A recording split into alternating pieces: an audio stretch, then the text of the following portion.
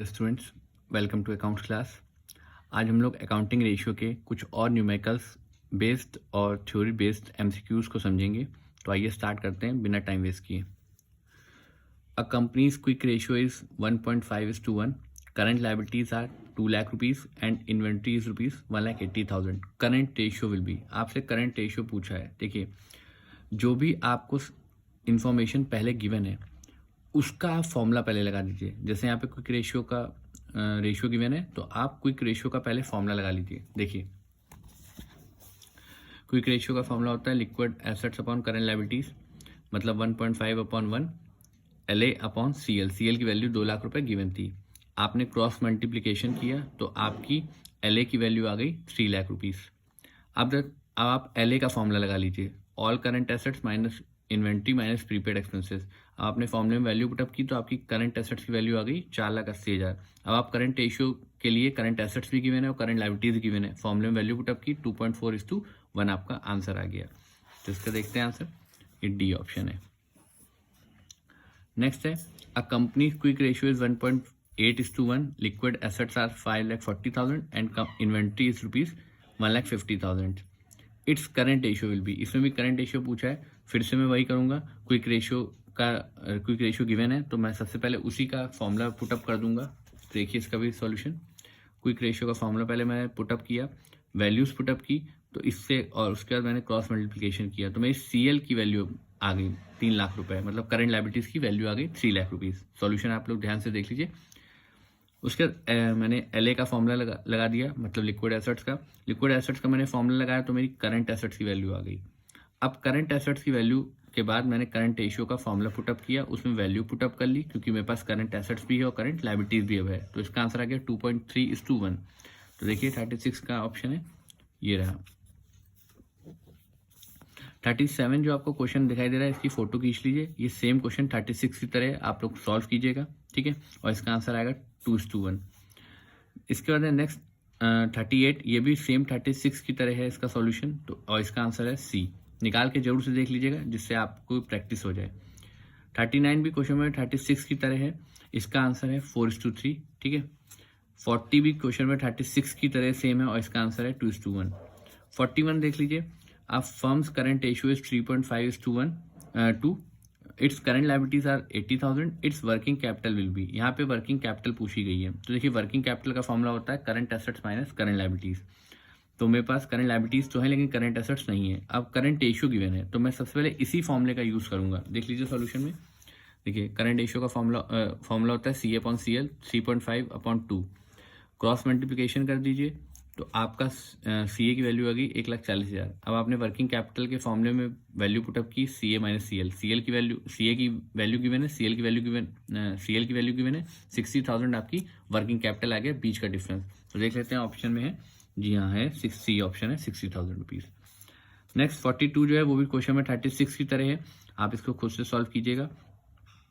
43 जो है वो भी क्वेश्चन में 36 की तरह है, इसको भी आप लोग सॉल्व कर लीजिएगा, ठीक है। इसका आंसर है 3,60,000 और इसका आंसर आएगा 2,70,000। सॉल्व करके जरूर से देख लीजिएगा। और मैं एक बार फिर से बता रहा हूँ, जो इन्फॉर्मेशन पहले गिवन है पहले उसका फॉर्मूला लगाइए, उससे जो निकल के आ रहा है यदि उसका भी कोई फॉर्मूला है तो उसका फॉर्मूला पुटअप कर दीजिए, उसमें वैल्यू पुटअप कीजिए, कुछ निकल के आएगा। देन फाइनली आपके तीसरे स्टेप में जो क्वेश्चन में पूछा गया है उसका आपका सॉल्यूशन हो जाएगा आंसर, ठीक है।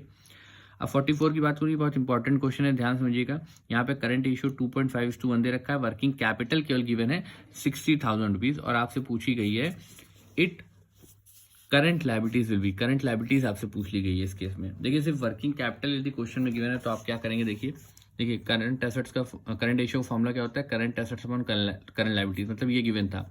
और वर्किंग कैपिटल कैसे आती है, current assets minus current liabilities, मतलब 1.5 आ गई।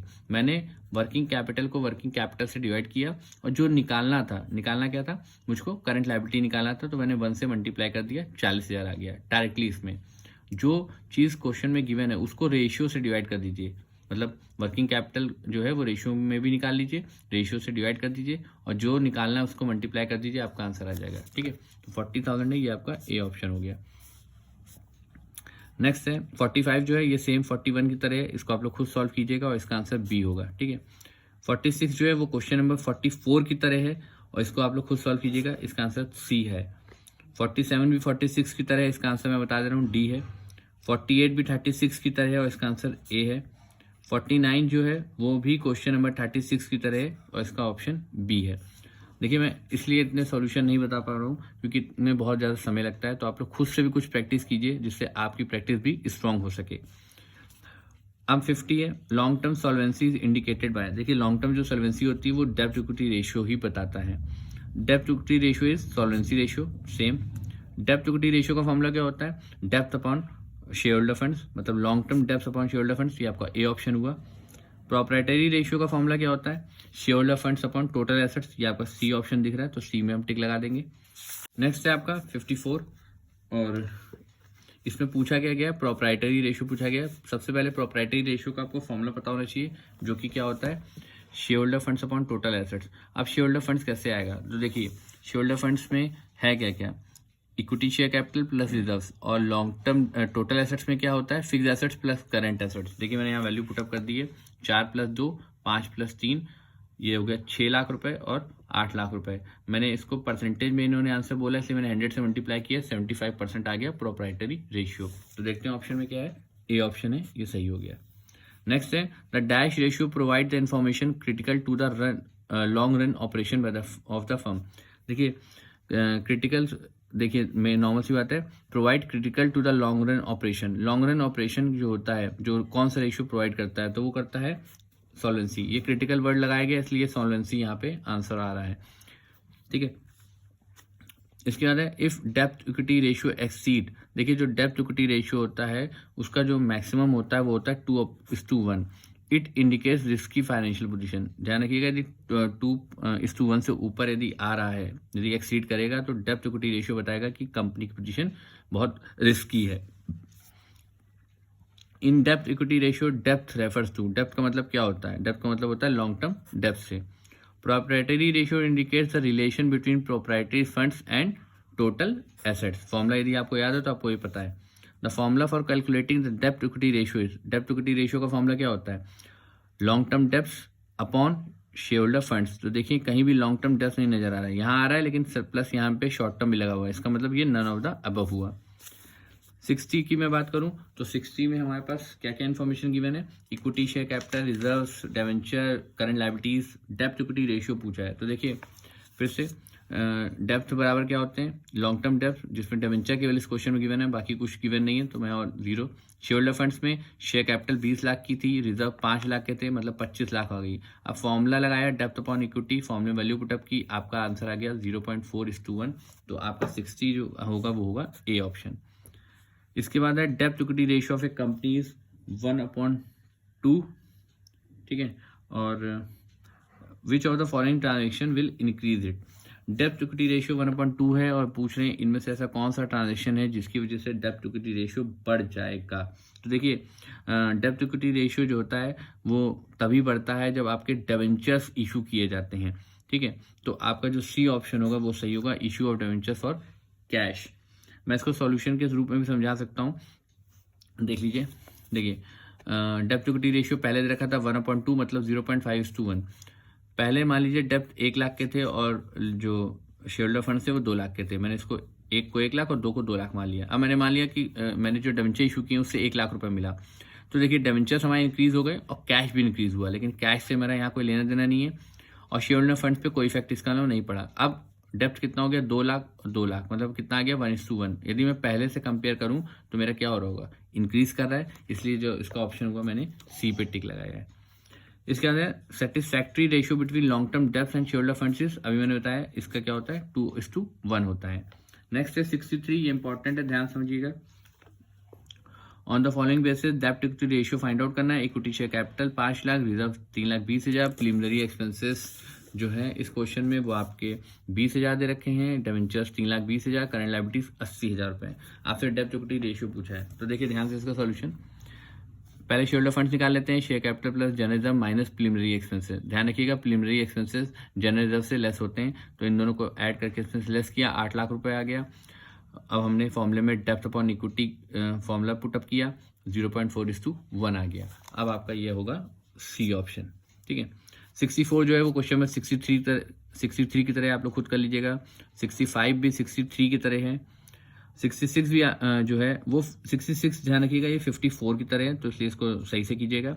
प्लस मैं आपको एक बात और बता दूं कि इनके आंसर आप मुझे निकाल के बताइएगा, मैं आपको आंसर बता नहीं रहा हूँ, इसलिए आप लोग खुद से पहले कीजिएगा, इससे मुझे पता चल जाएगा आपने सॉल्व किया कि नहीं किया। 67 की मैं बात करूं तो 67 क्वेश्चन में देख लेते हैं क्या क्या इन्फॉर्मेशन है। आपसे टोटल एसेट्स टू डेप्थ रेशियो पूछा गया है, वर्किंग कैपिटल गिवन है, करंट लायबिलिटीज गिवन है, fixed assets, debenture, long term डेप्थ भी गिवन है।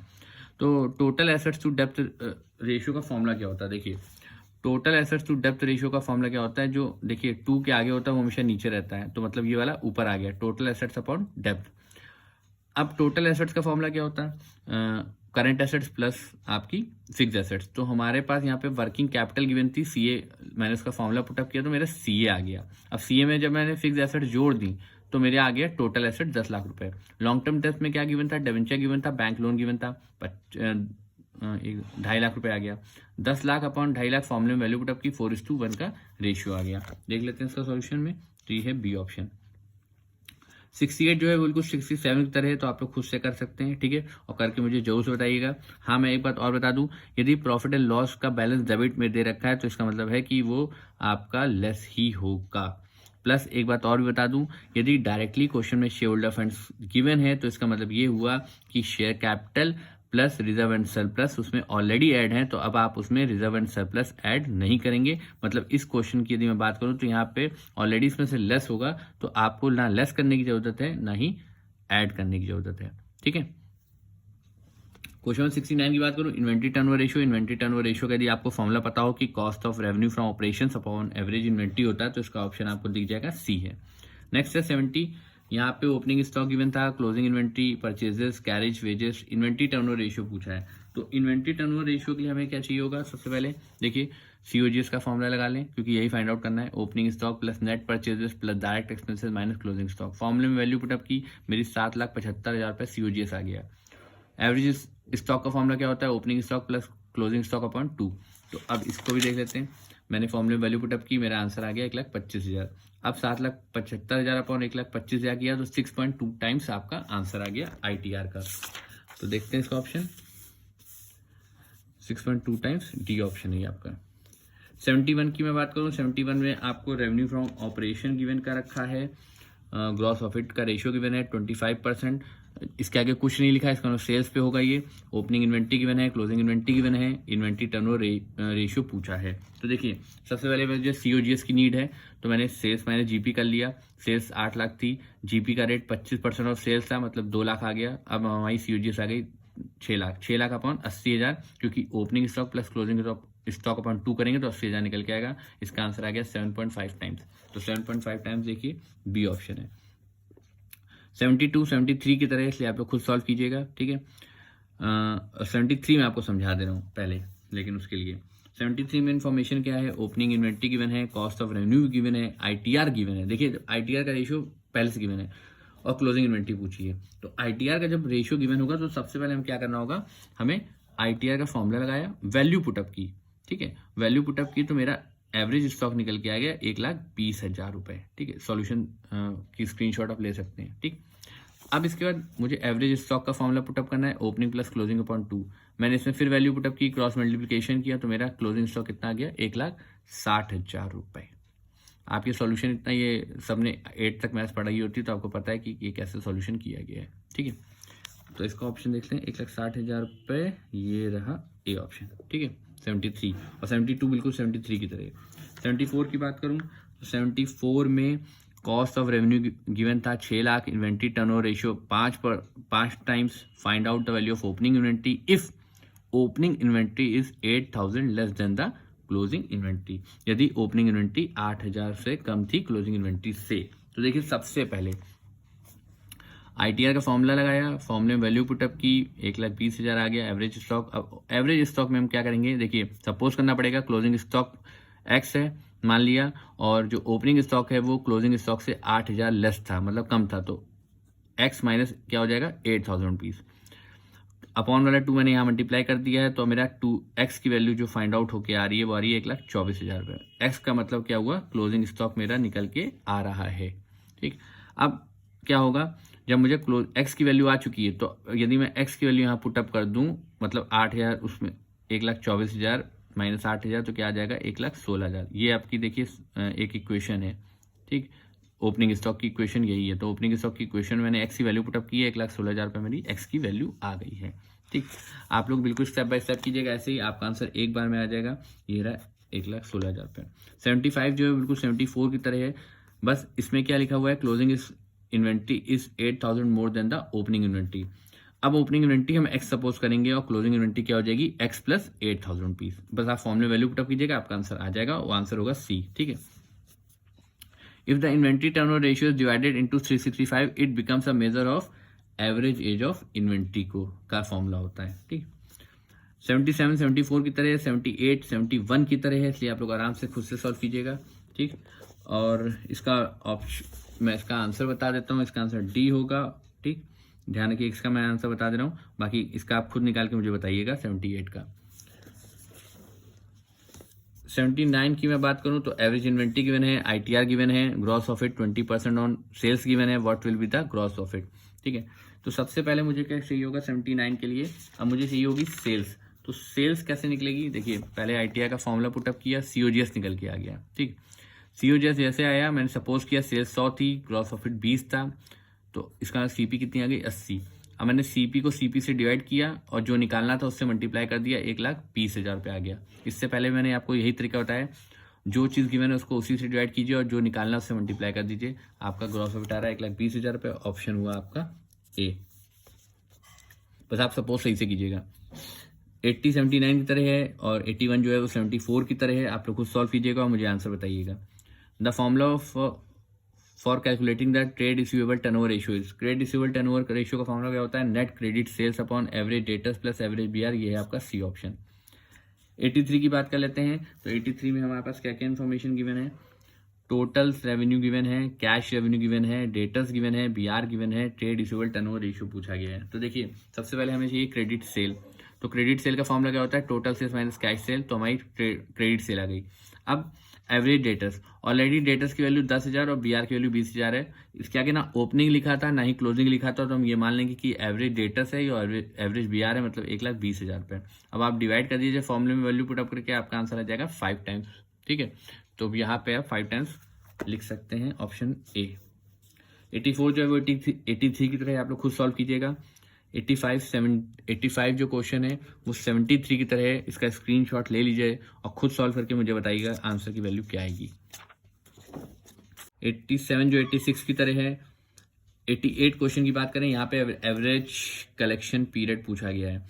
एवरेज कलेक्शन पीरियड निकालने से पहले हमें ट्रेड रिसीवेबल टर्नओवर रेशियो निकालना पड़ता है, और ट्रेड रिसीवेबल टर्नओवर रेशियो के लिए हमारे पास देख लेते हैं क्या है। ट्रेड रिसीवेबल टर्नओवर रेशियो में credit sales upon average debtors होता है। हमने फॉर्मूला पुटअप किया, 7 टाइम्स आ गया। 365 को मैंने 7 टाइम्स से डिवाइड मारा, 52.14 आ गया, मतलब 53 डेज आ गया। ध्यान रखिएगा यहाँ पे पॉइंट में जैसे ही आएगा मतलब वो एक दिन बढ़ा देंगे। तो क्वेश्चन में 86 पे देख लेते हैं। अ फर्म में credit revenue from operation of ₹2,40,000 during the year if trade receivable turnover ratio 8 times, calculating closing debtors if closing debtors are more by 6,000 and the opening debtors. तो देखते हैं इसका सॉल्यूशन। पहले सबसे पहले मैंने ट्रेड रिसीवेबल टर्नओवर रेशियो का formula put up किया, उसमें वैल्यू पुटअप की, तो मेरा एवरेज डेटर्स आ गए। अब मैंने सपोज किया ओपनिंग डेटर्स एक्स था, तो क्लोजिंग डेटर्स क्या था, एक्स प्लस 6,000, क्योंकि उन्होंने बोला है क्लोजिंग डेटर्स जो थे वो ओपनिंग डेटर्स से 6,000 ज़्यादा थे। अब फिर मैंने फॉर्मूले में एवरेज डेटर्स बराबर ओपनिंग प्लस क्लोजिंग अपॉन 2, फॉर्मूले में वैल्यू पुटअप की, क्रॉस मल्टीप्लिकेशन किया, मेरी एक्स की वैल्यू आ गई 27,000 रुपये। एक्स का मतलब क्या है, ओपनिंग डेटर से, लेकिन पूछा गया क्लोजिंग डेटर। तो अब मैं एक्स की वैल्यू जब यहाँ पुटअप करूंगा और 6,000 जोड़ूंगा तो 27 6 कितना हो जाएगा 33,000। ये आपका ए ऑप्शन हो गया, ठीक है। क्वेश्चन में 90 जो है वो क्वेश्चन में 70 की तरह है, इसलिए आप उसको खुद से सॉल्व कीजिएगा, ठीक है। और क्वेश्चन में 91 में बात करूँ तो इन्होंने 91 में क्या क्या इन्फॉर्मेशन कर रखी है, टोटल क्रेडिट सेल्स गिवन है और एवरेज कलेक्शन पीरियड 3 मंथ्स का गिवन है, ओपनिंग डेटर्स 1,10,000 गिवन है, क्लोजिंग डेटर्स की वैल्यू पूछी है, ठीक है। तो सबसे पहले देखिए जो हमें गिवन था, एवरेज कलेक्शन पीरियड गिवन था, इसका था 3/1 और 12 मंथ्स, 3 मंथ का मतलब 3/1 ही हुआ, 12 months upon trade receivable turnover ratio. तो इससे मेरा क्या निकल के आ गया, ट्रेड रिसीवेबल टर्नओवर रेशियो, ठीक। अब ट्रेड रिसीवेबल टर्नओवर रेशियो का मैंने फॉर्मूले में वैल्यू पुटअप की, तो मेरा एवरेज डेटर्स आ गया। एवरेज डेटर्स में का फॉर्मूला होता है opening debtors plus closing debtors upon 2। मैंने एडी मेरे पास गिवन थी average debtors, opening plus closing upon 2 से मैंने यहाँ मल्टीप्लाई कर दिया, ठीक है। तो मेरा आ गया 2,70,000 रुपये माइनस 1,10,000 रुपये, तो मेरा क्लोजिंग डेटर्स कितना आ गया 1,60,000 रुपये। सिर्फ मैंने पहले एवरेज कलेक्शन पीरियड का फॉर्मूला लगाया, फिर मैंने एवरेज डेटर्स का फॉर्मूला लगाया, ठीक है, और मैंने 3 स्टेप में क्वेश्चन किया है, 1, 2 और 3। बस मैंने बोला था जिसका पहले इन्फॉर्मेशन गिवन है उसका फॉर्मूला लगाइए, फिर जो उससे कुछ निकल के आया, जैसे ट्रेड रिसीवेबल टर्नओवर रेशियो निकल के आया, मैंने उसका फॉर्मूला लगाया, उससे एवरेज डेटर्स निकल के आया, फिर मैंने एवरेज डेटर्स का फॉर्मूला लगाया, क्लोजिंग डेटर्स मेरा आराम से निकल के आ गया 1,60,000 रुपये। तो ये है ऑप्शन आपका बी।